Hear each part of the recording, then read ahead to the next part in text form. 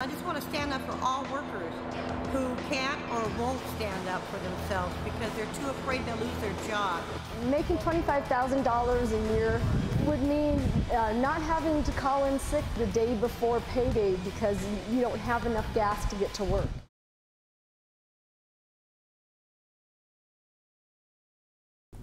American workers are fed up with an economy that benefits only a few and leaves the rest of us working harder and longer for less pay.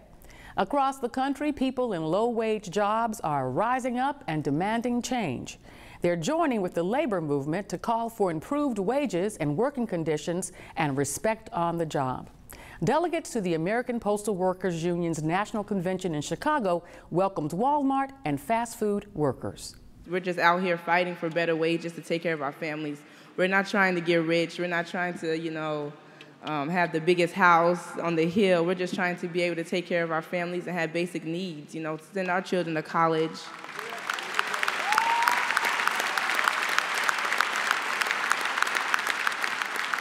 Many people say that McDonald's are fast food workers, that's just a starter job, but when you go into those stores, you see people that are 26 and older with families taking care of their children off these minimum wage jobs, low pay, harsh working conditions. We have people in this hot summer passing out in kitchens and still being forced to work, not getting water when they need it, not being able to relieve themselves in the restroom when they need it. So we need a union to protect us in the workplace.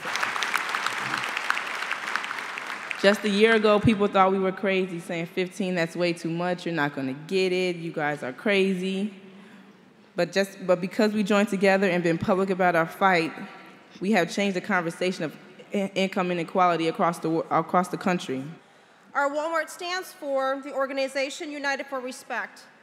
The organization was founded on a simple vision of respect, dignity, and the principle of making Walmart a better place to work for its workers, our community, and for future generations. I'm a mother of 3, and I do have to work a second job in order to make ends meet. Working for the biggest retailer in the world, I shouldn't have to do that. I'm a person that went to college, I did everything right, and yet I have to live with my grandmother because I make less than $25,000 a year. As a matter of fact, as a Walmart employee that works part-time and only has 32 hours a week, I'm making less than $14,000 a year. And it's so sad to see someone who had the American dream kind of delayed and was promised so much by this company to only find out that their promises don't really mean anything, and that at the end of the day, you're just, another number on their bottom line.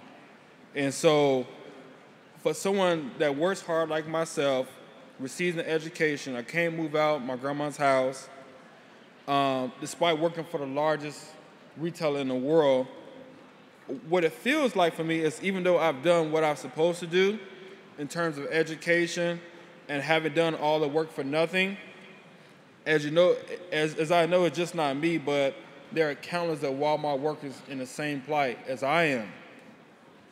Walmart has to do better by paying its workers a livable wage, and we're going to fight, we're going to organize, we're going to keep on moving, we're going to keep on fighting. We're not going to take it anymore. Why? Because we fired up, we can't take it no more. APWU members passed resolutions supporting the efforts of fast food and Walmart workers.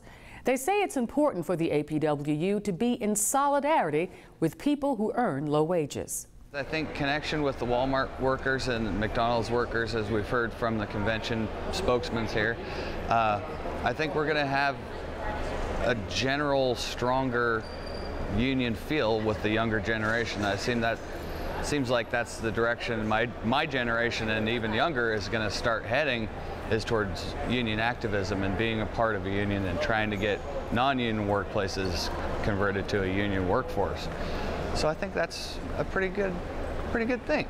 I guess it makes me think about how active I am in other people's struggles, and we're fortunate enough to have a pretty good job, and I make a living wage. I think all my friends should be able to do that. I think all my family should be able to do that. I think strangers should be able to do that. I mean, it's just kind of a basic human right that you should be able to provide for yourself. If you think about how many, let's say, Starbucks, McDonald's, all those are on the corners. If we had their help and their support, and when we support them, we can get a lot more done, a lot more accomplished.